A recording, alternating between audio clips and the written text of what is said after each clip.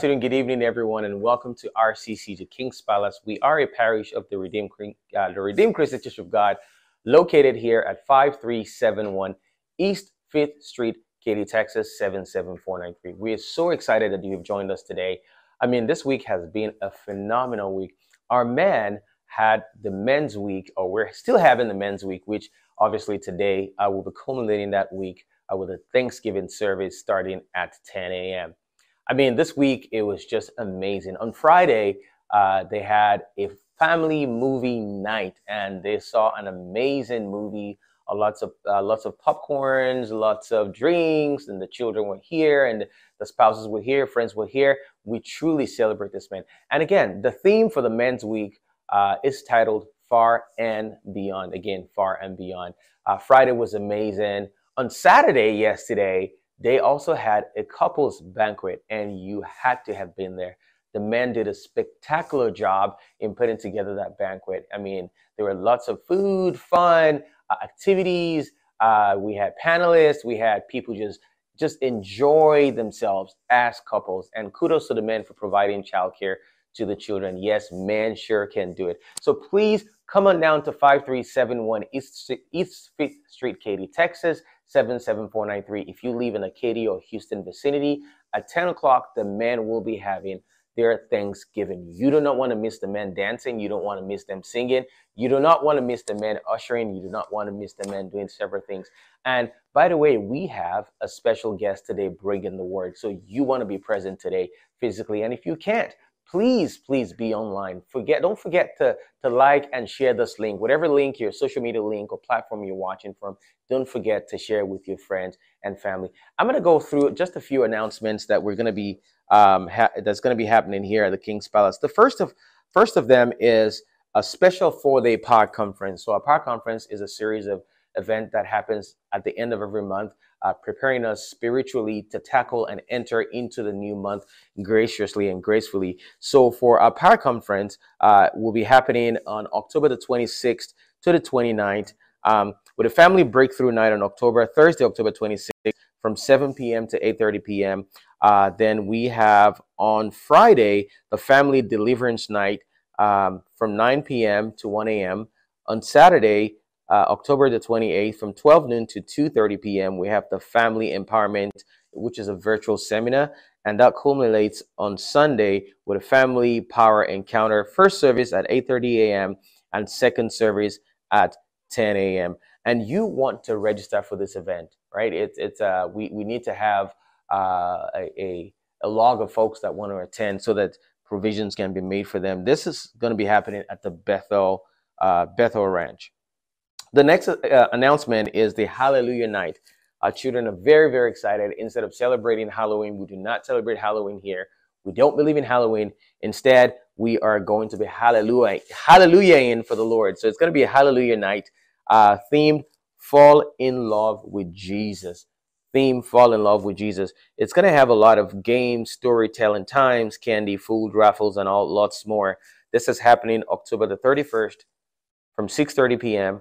to 8:30 p.m. And children, I mean, as you know what we do here and how we do it, come in your various costumes. We don't mean horror costumes, your biblical costumes. You can come as a doctor, you can come as Moses, as Jesus, but we don't do Halloween here. We do Hallelujah Night. So children, you know what this is about. This is for you. Come with your friends, come with your family, lots of food, lots of candies for you guys. Finally, I would like to just kind of reiterate our revised service hours, right? So our first service now, which started on the 8th of October 2023, begins at 8:30 a.m. and finishes at 9:30 a.m. Again, from 8:30 a.m. to 9:30 a.m. And a second service also remains from 10 a.m. to 11:30 a.m. The check-in, check-out time has also changed, and I'll be bringing you that information shortly. Please don't go anywhere because we want to talk about men's health. It's very important. Important to men, important to their spouses, important to the parents, important to the children. So we're going to be talking about health, the health and the well-being of a man. And our health department, our health ministry have done a great job. They continue to do a great job in putting all these beats together to help us. I know we're spiritual beings. I know we're focusing on the spirit, but then, Even Paul says, it says bodily exercise profited little. So there's some benefits that we can get from exercise, from taking care of our bodies, a lot of benefits. We are a spirit man, but then we also live in a body, and God expects us to take care of that body so we can live long. It's not only by praying, by fasting, but we also have to take care of the container of that spirit, which is the body. So sit back, relax, as we listen to the health video, health tips provided by the TKP Health Ministry. God bless you.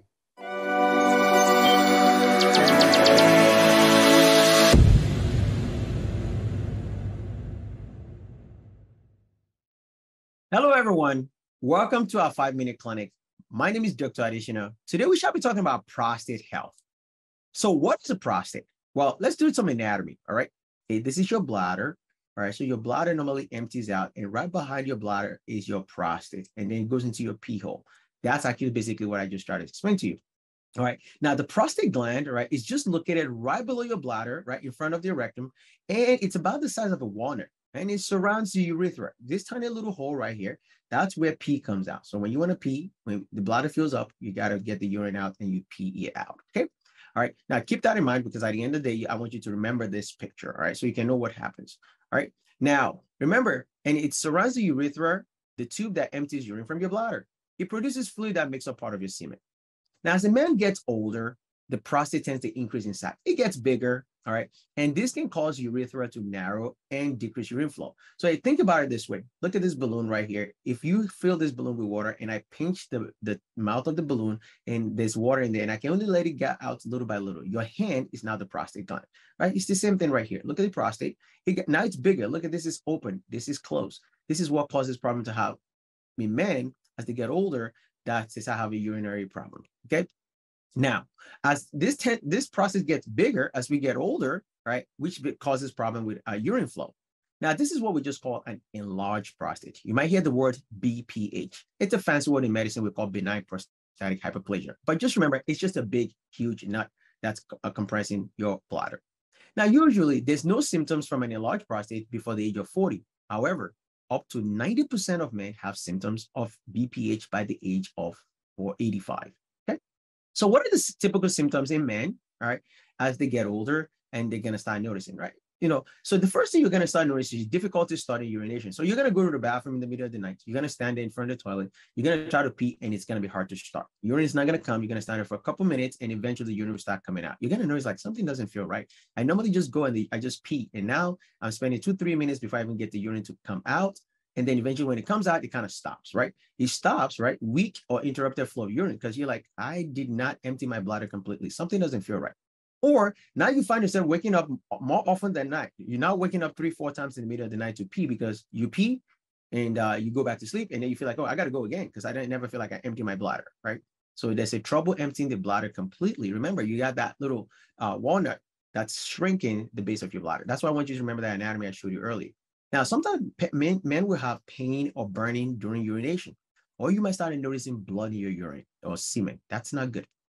Now, sometimes some men will complain of pain in the back, the hips, pelvis, that just doesn't go away. Now, eventually also painful ejaculation. Now, here's the thing that I want you to remember. Keep in mind that these symptoms may be caused by other conditions other than just an enlarged process of prostate cancer. But this is very important that you notice. So as you get older as a man, if you start noticing this, the first thing I want you to think about is something's wrong with my prostate. So now let's talk about prostate cancer. Now, remember, cancer is a disease in which the cells of your body grow out of control. Now, when cancer starts in the prostate, it's now what we call prostate cancer. All right. Now, all men are at risk of prostate cancer. Now, out of 100 American men, about 13 will get prostate cancer during their lifetime, and about 2 of those 3 men will die from prostate cancer. Now, remember, the most common risk factor is age. The older men get, the more they have risk of enlarged prostate, and they can develop prostate cancer. So who's at risk? Risk factors always age, right? And then also African ancestry. If you have a family history, if your dad has a family history of enlarged prostate cancer, yes, you as a man also has increased risk of developing the same thing.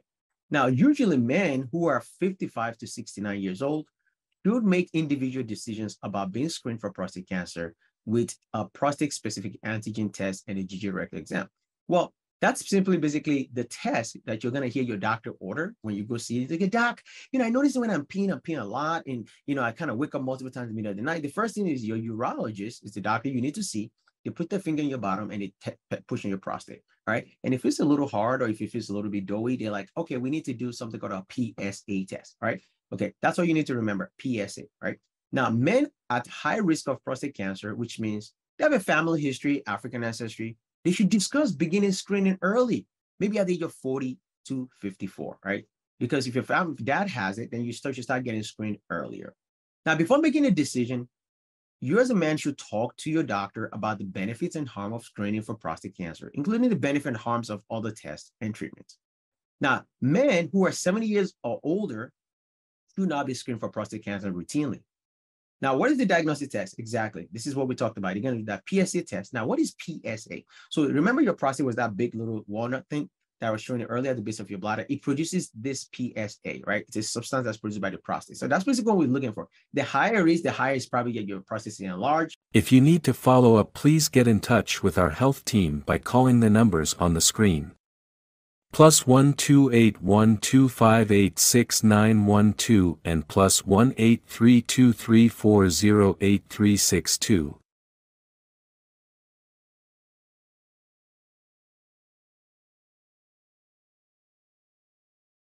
Welcome back, viewers. Welcome back. Thank you very much, Dr. Leke Adesina, Dr. Adeleke Adesina, and the TKP health team. You guys do a great job in keeping us informed about how to take care of our health, both the men and the women, but especially today during our Men's Week. With me, I have none other but our very spectacular, dynamic, a dear friend, our pastor, assistant pastor, RCCG, the King's Palace here in Katy, Pastor Namdi Eguna. Thank you. Welcome, because you haven't been on set in a long time. It's been a while.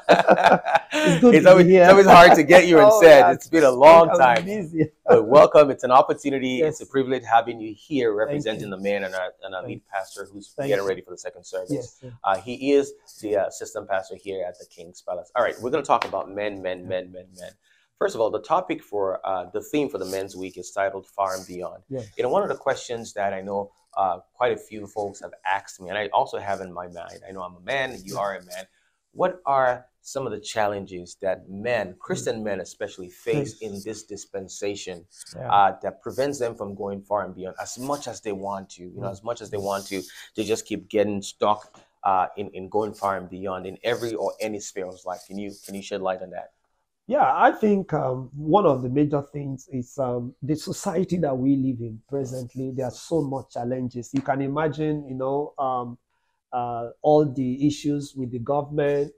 In fact, presently, our Congress is in disarray, no speaker and all that. Leadership in the country, especially in the United States, the economic situation has not been that fantastic for a while. And then you have the issues even in the home. You know, and that narrows it down to where someone comes out from every day and the family that he has to work with.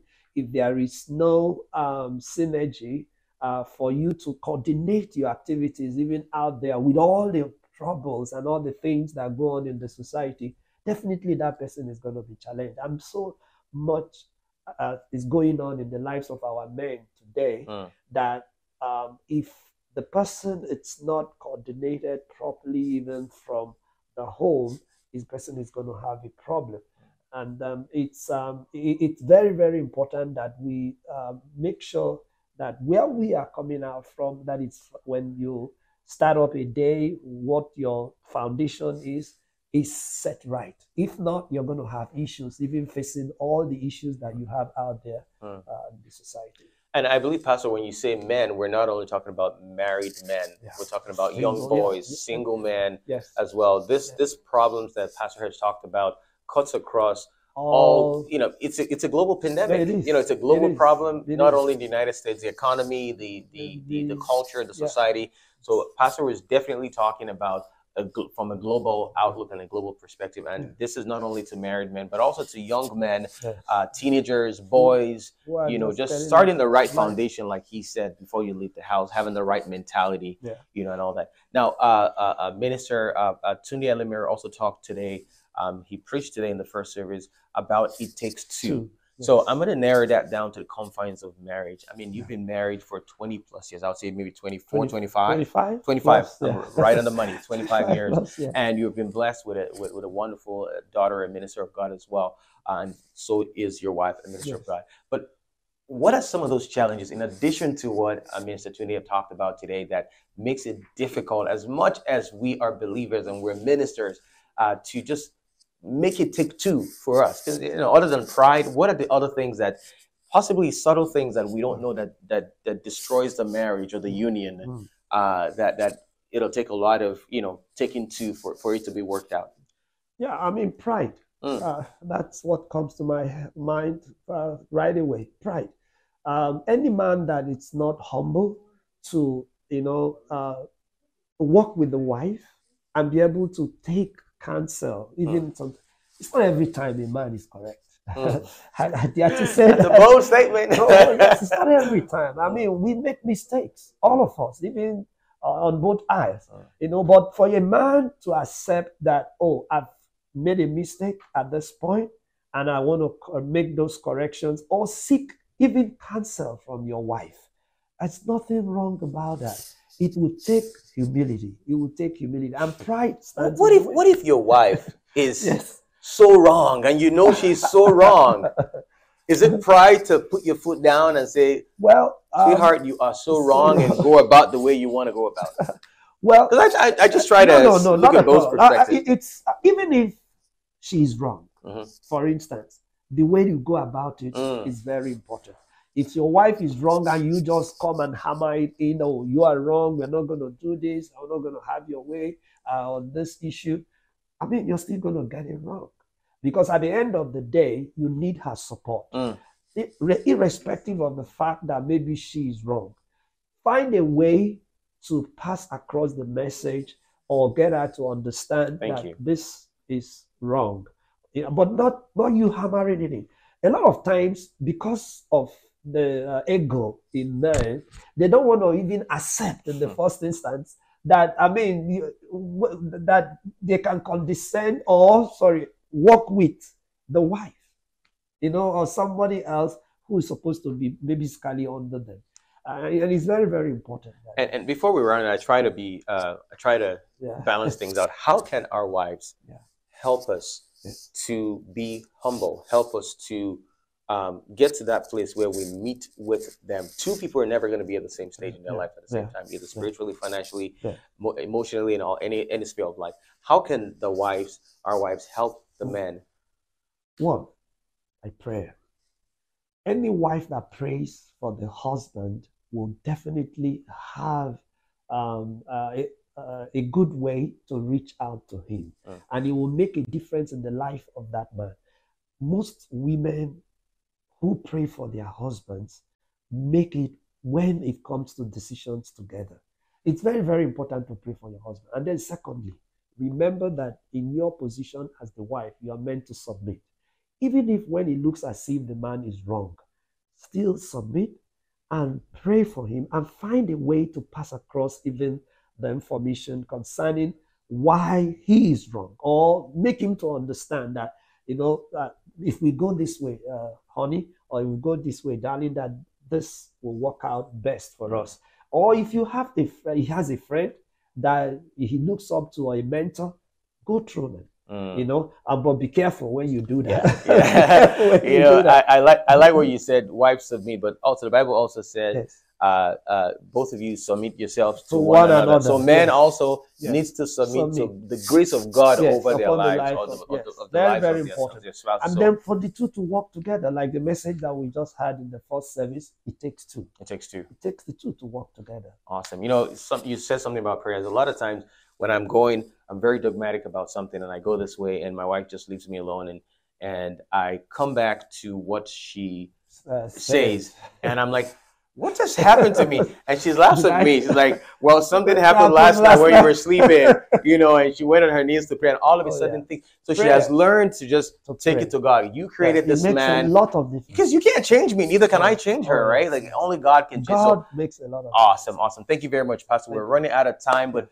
before we go, we're going to be having a mother in the Lord, Mommy Pastor Sade Badru, talk about the trip to the Bahamas next year for the children's trip. Please, you want to sit down, you want to listen and relax, please do not leave this channel.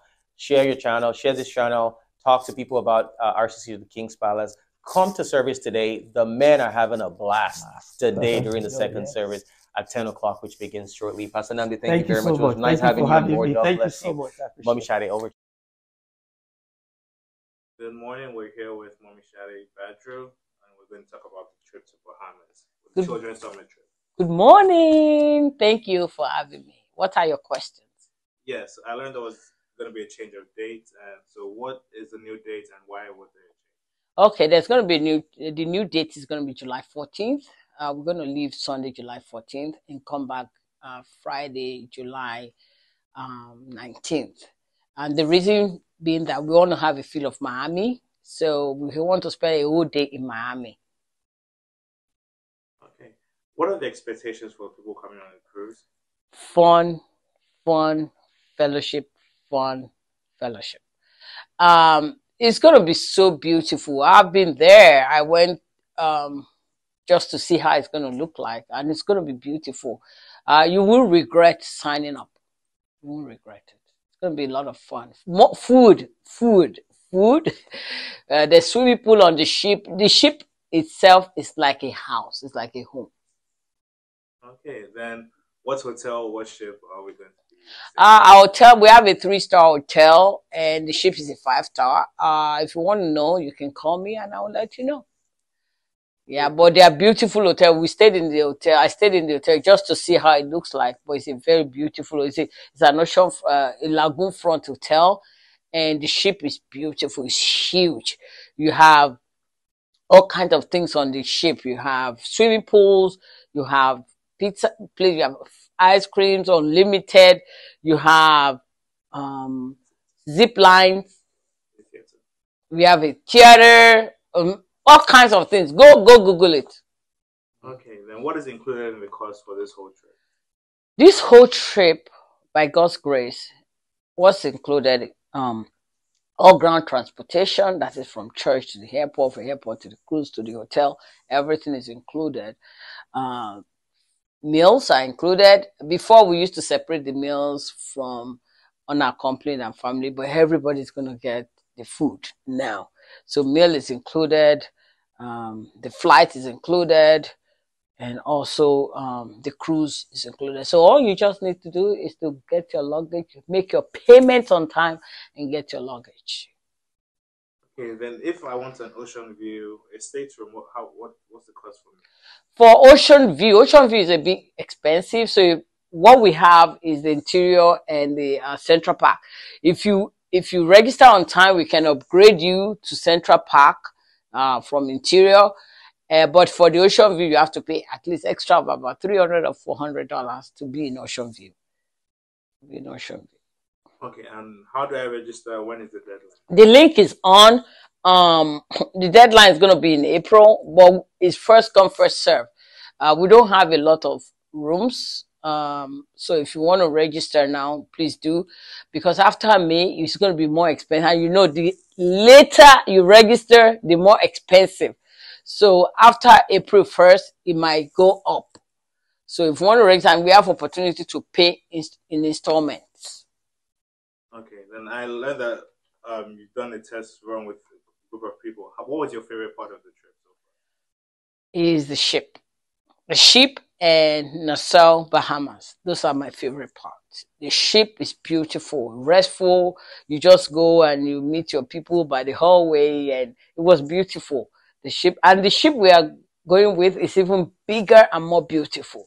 So the food on the ship, oh my God. The food is good. And the tour in Bahamas. What is not included, I'm going to say that because people need to know. What is not included is your gratuity. If you are going as a family, you have to pay gratuity of $16 per person. But unaccompanied is all included. Everything is included. The tour to Nassau is included for everybody because that one is sponsored. But your gratuity on the plane is not included. Your taxes, everything is paid. It's only the gratuity per person for family group. For unaccompanied, we have to put it in.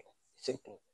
Okay, thank you very much, Michelle. You're welcome, I my think dear. everyone is excited for the trip. Yeah, I am excited. Please register on time and also get your passport ready. Thank you so much for all you've been supporting our trips, everyone supporting the trip. We love you and we appreciate you.